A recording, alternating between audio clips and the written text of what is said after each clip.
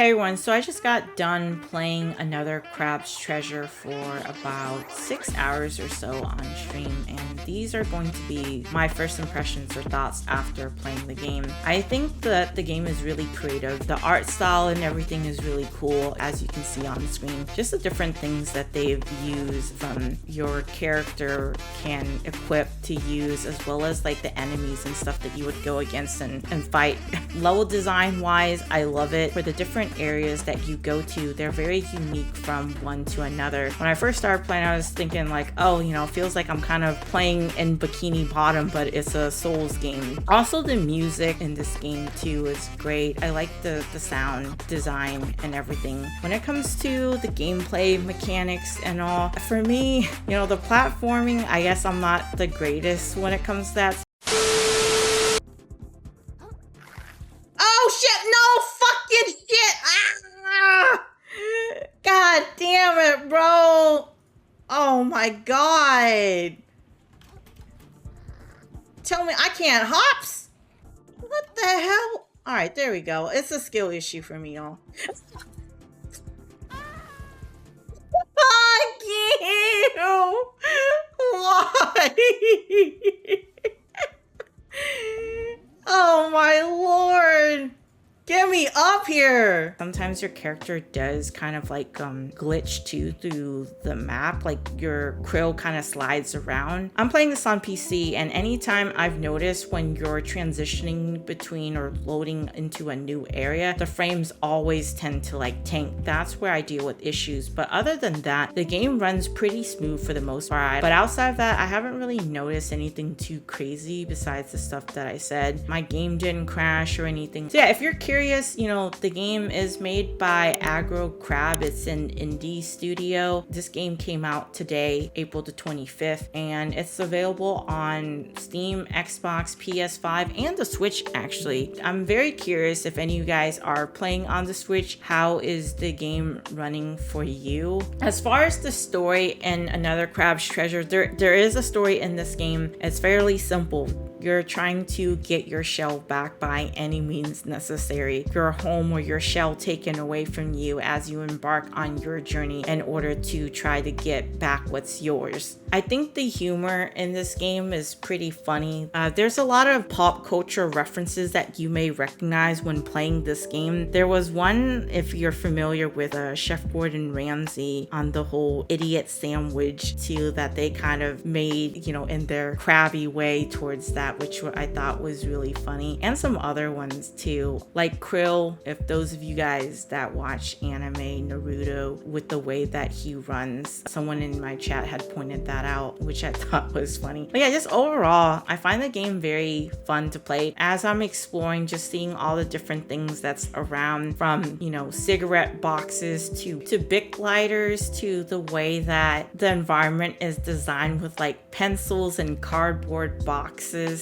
to combs, like you name it, enemies wielding a hairbrush as well. It's super creative, and I definitely fuck with the game. Where you can find, I guess for lack of a better word, they call it stowaways, which are different pieces of gear that you can find to equip, but you can only have so many unless like you decide to increase it. And each one, it can be anything from, you know, it'll help increase your health by +3, or make it to where your defense is better, so you can swap these in and out anytime as long as you meet the requirements within your stats in order to equip it. If you've ever played any Souls game, then you should be familiar with the different stats that you would see in these games. So in Another Crab's Treasures, there's Vitality, Res, Attack, and MSG. And Vitality increases your maximum health. Res decreases damage taken by your shell and improves resistance to different stats effects. Attack obviously increases damage for your physical attack output, and then MSG increases damage for umami or magical attacks in this game. There's also a skill tree that's featured here too. Earlier on in the game, eventually you'll come across this blob. I don't know what the name of, I don't remember at the moment, but when you talk to him, all the different quartz that as you explore and collect, you'll be able to take it to him, where then you can talk to him in order to get different abilities. And there's 3 different skill tree: Way of the Predator, Way of the True Crab, and then Way of the Hermit. And these things all offer different ones. One is more so Way of the Predator, for example, is more about dishing out more damage or the ability to parry.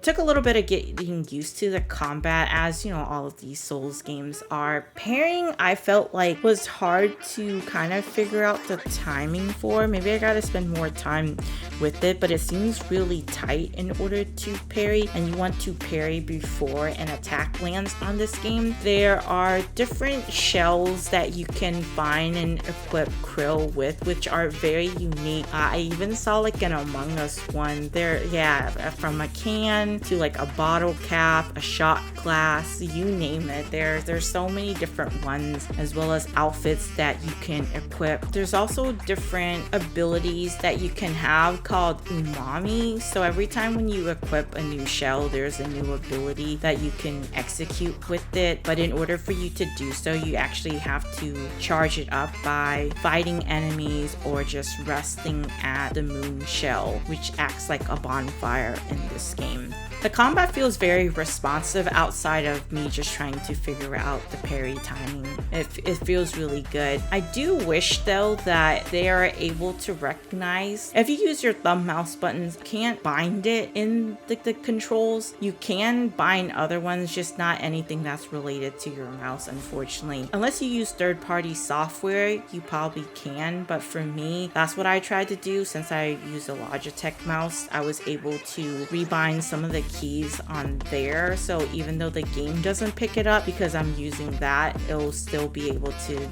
I feel like oftentimes when you play games on PC, for me, since I do play Soulslike on keyboard and mouse controls, it is so important for me to be able to have the ability to rebind my controls, because otherwise the default ones oftentimes don't work, and I hate it when games force you or have keys that are bind to control. For me, it's very awkward for my hand movement to navigate towards there while trying to do other things. So it's just a personal preference for me. It's not something that I particularly am a fan of. So you can play on controller or keyboard and mouse, you know, it's entirely up to you. So thankfully that do play it on keyboard and mouse, much like I do. At least you can rebind it, with the exception of your thumb mouse buttons. The boss fights in this and the enemies are very unique. All of the enemies you fight are some variation of crustaceans from what I've seen so far, from, you know, probably from what they're wearing to like the weapons that they use. Some of the enemies in the earlier portion of the game, I've noticed they were using a dirty Q-tip in order to fight me with. So it's very, again, this game is super creative, and I absolutely love the art direction that they have in this game. Love how creative it is, for sure. So far, I've definitely been enjoying my time with the game. I feel like it's definitely a very different and unique spin on the Souls-like genre that we've seen from the last few years, ever since Elden Ring's popularity and everything. A lot more pop up, and this is just another one to add onto the list. If this is your type of game, I definitely recommend that you check it out. And it's been fun playing and exploring, and bosses are very unique from one another, and it's to see what else, you know, is in store. The game is only $30, made by an indie studio, so if you think this is your cup of tea, definitely check it out and let me know what you think. So that wraps it up for my first impressions for the game. If you made it to the end, leave a crabby emote with your comment. Subscribe to the channel if you haven't already, and as always, thanks for watching.